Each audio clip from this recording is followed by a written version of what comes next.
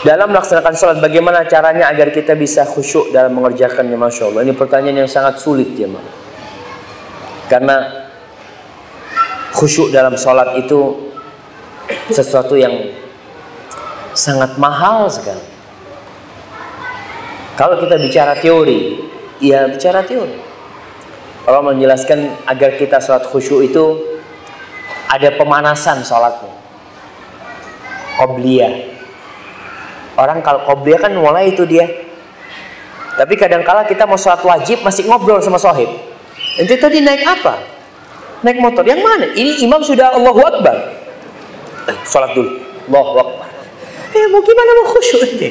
Baru aja. Kalau jual ini susah memang.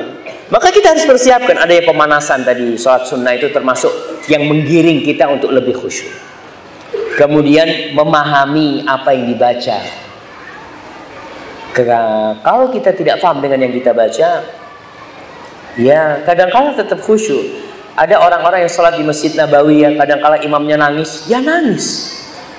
Insya Allah. Habis sholat ditanya habis sholatnya, ente kenapa ente nangis? Nggak tahu, imamnya nangis itu juga enak kalau nggak nangis. Kan ada orang-orang yang terharu ya, dia itu nangis karena terharu aja dia, bukan karena khusyuk. Imamnya khusyuk, dia bukan karena khusyuk. Jadi kadang-kala memahami artinya itu membuat kita lebih khusyuk. Membuat kita lebih khusyuk. Kemudian bacaannya. Rasul sallallahu alaihi wasallam bacaan rukuknya, bacaan sujudnya, bacaan iftitahnya itu beragam. Tidak satu. Bervariasi.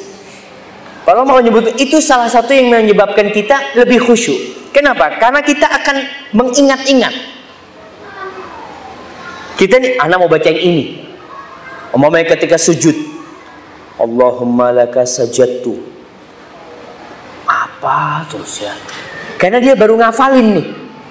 Tapi kalau subhana rabbiyal a'la, dia sambil mikir sepedanya, subhana rabbiyal a'la, lewat dia kayak gitu.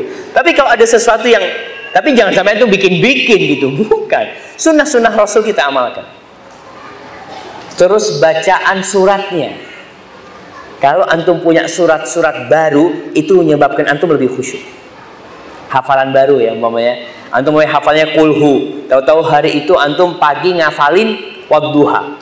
Antum Allahu Akbar itu wadduha. Wadduha. Apa?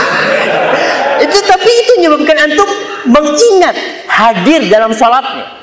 Tapi kalau antum sudah hafal, antum sampai tasyahud akhir itu, coba tanya abis tasyahud, tadi ente rakaat pertama kedua baca surat apa? Surat apa ya? Kadang-kadang dia lupa. Karena sudah menjadi rutinitas buat dia. Maka dengan bacaan-bacaan yang baru itu membantu kita untuk khusyuk. Kemudian hadirkan kebesaran Allah Subhanahu wa taala.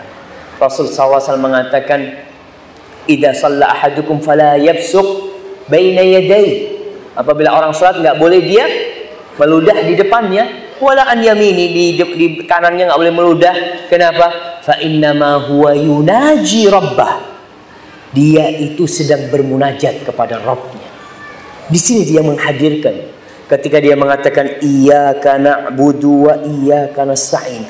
Banyak beban hidup yang antum tumpahkan di iyyaka wa iyyaka nasta'in. Sama engkau ya Allah, aku cuma minta tolong ya Allah. Mau minta tolong sama siapa lagi? Maka itu insya Allah akan membuat kita lebih khusyuk ya. Kemudian salat berjamaah ke masjid itu termasuk yang membantu khusyuk buat para lelaki. Ketika dia datang dari rumahnya, itu dunia dia taruh itu. Tapi kalau untuk salat di rumah, kadang-kala Allahu Akbar, ding dong, ya Allah, siapa ini datang? Itu baru sholat sudah. Baik, barakallahu fikum.